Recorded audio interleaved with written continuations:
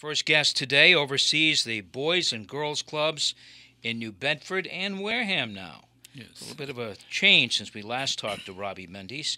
The organization's helping kids not only with their sports skills, but also schoolwork, accepting responsibility, and a whole lot more. As I mentioned, Robbie Mendes is my guest. Welcome. Good to be here, Jim. Thanks for having Good me. to see you. The New Bedford Boys and Girls Club has been a mainstay in the west end of New Bedford for many years. And I'll tell you why I say that in just a moment. But young people all over the city really spend time there, don't they? It's not just the west end. Right. I think the great thing, first and foremost, it's been 147 years that the club, and we hold the proud distinction of being the third oldest boys and girls club in the country. The second in existence. And I think what's great about the Boys and Girls Club is it's just not restricted to New Bedford residents. We have children from Westport, Dartmouth, Acushnet, Fairhaven, all over the place. And it's an open-door policy, and we're very proud of that.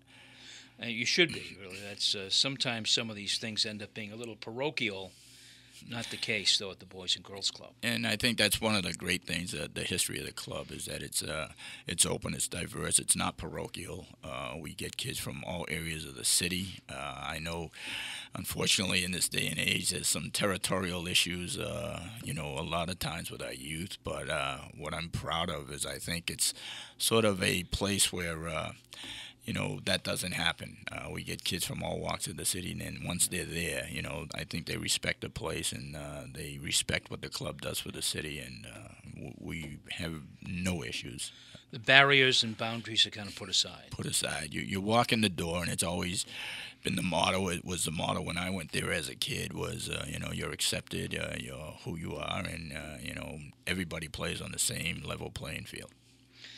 What's the mission of the Boys and Girls Club for people who don't know? What do you do there? Well, our mission is to reach out to and provide opportunity, especially for all youth, especially those from disadvantaged situations, to provide an opportunity for a brighter future.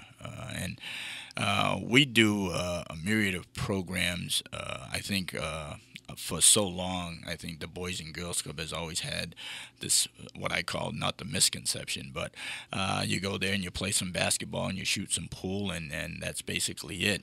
I think over the years we've kind of evolved and took a more holistic approach into dealing with all kinds of youth and the various issues that they face in our community. So we've incorporated some programs that have academic tutorial assistance, computer technologies, the arts, and prevention, as well as, the still mainstay of the sports programs that kind of are the hook to sometimes get the kids in the door, and it kind of pushes them towards the other programs.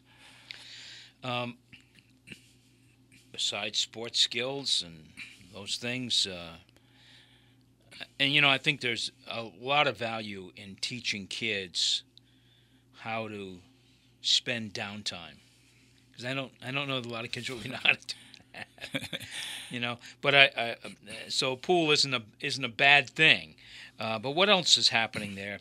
What else are people learning there? And I know you've got a lot of partners that help you with that, but what else is going on? We've developed a strong collaborative partnership with various organizations throughout the city, being nonprofit and institutions of higher learning. One of our prize programs is our Power Hour program, which is an academic tutorial program which assists kids every single day with their homework and tutoring in various academic subjects. We've partnered with the University of Massachusetts at Dartmouth, where we have about 9 to 10 college students come down on a daily basis and work with our kids to complete their homework, help them in different academic subjects. We kind of try to quarterly monitor their report cards to see where they need help. And over the last year or two, we've worked very, very well in developing a strong partnership with the New Bedford School Department. We're very, very proud as we've monitored over the years, but we service about 1,200 kids a year in memberships. And when we look at it from year to year, 98.5 of our kids attain academic achievements each year going to the next grade level. That's great, Rob. So I'm going to talk to you about the New Bedford school programs in just a moment. But I want to also talk to you about, really the question is, how do you do it? This is a situation where you rely on some, I'm sure, United Way funding and other types of foundations, but you're always thinking about raising money. I mean, your job as director is to make sure the place runs smoothly, but also to make sure that you got the funds to operate. And it's always a challenge. It's something you deal with on a daily basis to make sure that every day that you get up that the doors are open for these kids, because, you know, you kind of think if it wasn't, where would they be? And, you know, what would they be doing? And that's always a harrowing thought. But you're right, it's a daunting task. We charge $50 a year for a membership for a child for a full year to come to the Boys and Girls Club, which is less than $1 a week.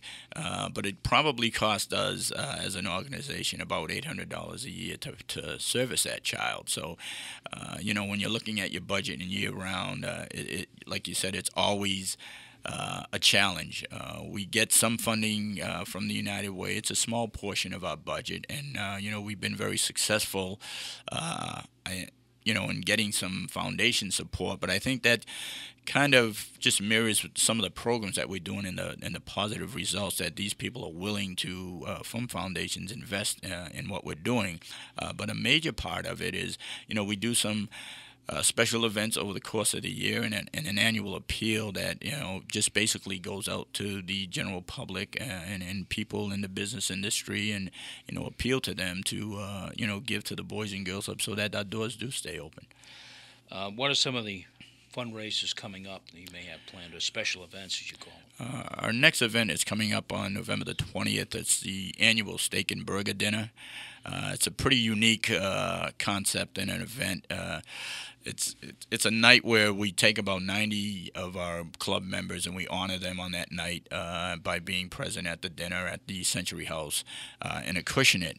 It's been supported over the last 10 years by Matt Light from the New England Patriots, and Matt started this endeavor several years ago with the passing of a friend, Dan Pyers, and Matt wanted to remember Dan, and he puts together a scholarship fund where we give out 4 scholarships to area high school students who, you know, apply for the scholarship.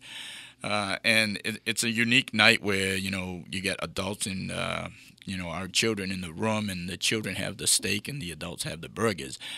But what I like most about it is that it gives our supporters and people who attend this event an opportunity to sit at a table with kids and hear firsthand from their mouth the experiences and the effect that the Boys and Girls Club has on their lives. For those who may not remember, Dan Pyers was a sports reporter for the Standard Times. He passed away suddenly several years ago, and it's just terrific how he had a friendship with Matt Light, and that still continues today. And Matt still shows at these events. We just talked to him the other day. He's retired. He's living in the middle part of the country, but he shows up. We just spoke with him this past week. Once again, he's committed to the event. He lives up in Mansfield area right now. And Matt has, over the years, again, not only his personal support, but has also reached out, and we're thankful to the New England Patriots also.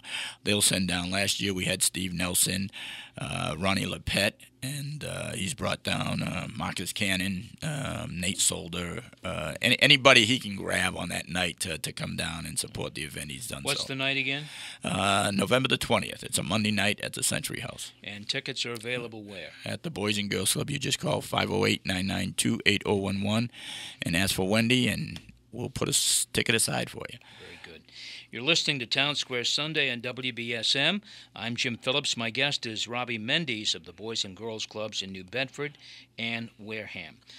Your after-school program up and running again this year. Yes. And that is, tell us about, is that where the UMass Dartmouth students come in? It's a host of programs. The UMass Dartmouth students come in. Like I said, we collaborate with other. Lately, we've been getting a lot of volunteers from the area high schools of students who are going on to college and looking to put in some community service.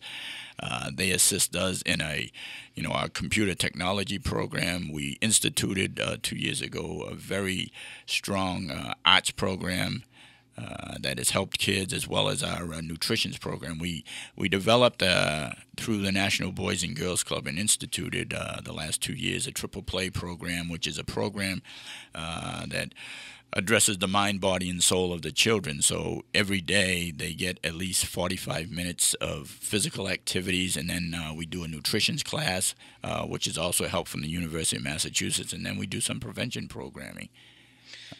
Summertime. It was announced, and I know Dennis Memorial did this, and it worked out quite well, having New Bedford teachers go where kids are.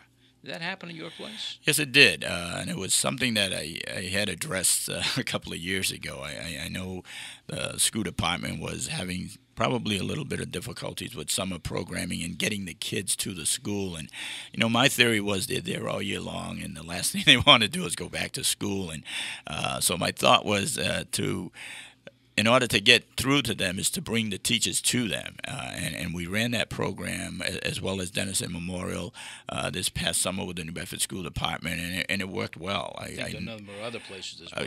Absolutely. Yeah. And I think it's something that the school department going forward will embrace, has embraced, and I think the success of this summer can only make it only better. How did the involvement with Wareham start? What was that all about? We weren't probably, we were asked probably down in 2007.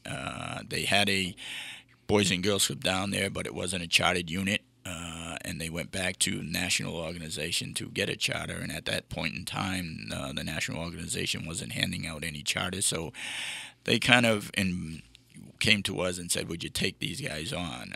That was a problem because of, at that time, the recreation department in Wareham had closed down. The library was about to close. There was absolutely no after-school programs for children in that community. And, it was a big leap on our part. Our board got together and, we talked about it. And at the end of the day, the consensus was it's for kids and we've got to do it. So we went down. We kind of supported. We instituted new programs. We gave them sort of administrative support. We're up and running. The membership has grown down there, and you see we just moved from the town of Wareham into Onset at the Hammond School in downtown Onset, and it's shown great results for the town. And there are a lot of needy children down there, and it's something that sometimes we question why we did it, but at the end of the day, we're pretty glad we did. Yeah, I mean, funding had to be stretched, I'm sure, and raise money.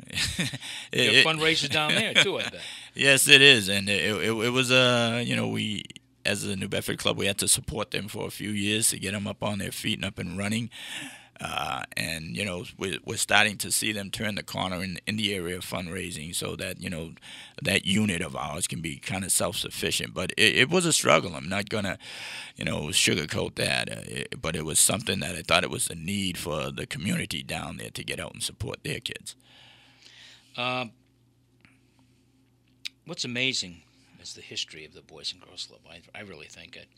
When people come back and they play in your basketball games in the springtime there, and the alumni come back, and they all talk about how great it was to be a member or to come to the Boys and Girls Club in New Bedford. And they'll never forget it. These folks never forget it. No, not at all, and that's a good thing. It means we had a impact on their life. Many come by, and since their time there, we've been able to put an addition onto the facility.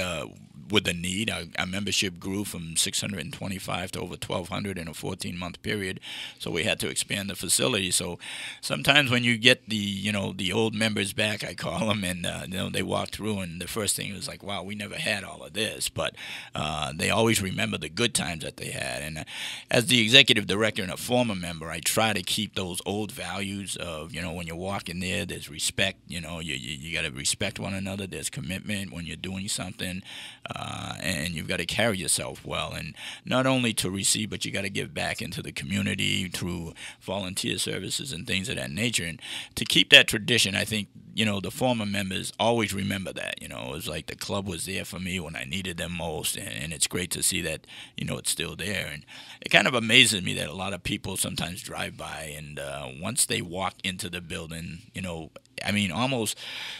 almost repeatedly their comment is, I never had any idea what went on behind these walls. But once you walk in there and see all the kids and, what they're doing, we've got 225 kids a day coming through our facility. And over last year, that increased by 175 to 225. So I think that's a testament to the programs that we're running and the success that we're having and the trust that the community has in us. I think those kids want to be there. Oh, absolutely. Absolutely. And that's a great thing. That is a testament to you and your staff and to the Boys and Girls Club and the reputation it has. I bet a lot of their parents went to the Boys and Girls Club too, some of these kids. That's when I find, Jim, that I'm getting old. Is that when, you not only got their children, but now you're getting their grandchildren. Yeah. So I says, hey, wait a minute here. Something's going on. I hear you. My guest has been Robbie Mendes, director of the Boys and Girls Club in New Bedford and Wareham these days. Rob, best of luck to you. Stay healthy and keep doing what you're doing, and good luck. Thank you, and thank WBSM for all the support they've given us over the year. There was many times when there were things that, we had to get the word out, and you guys always stepped up to the plate, so we're very, very grateful for that.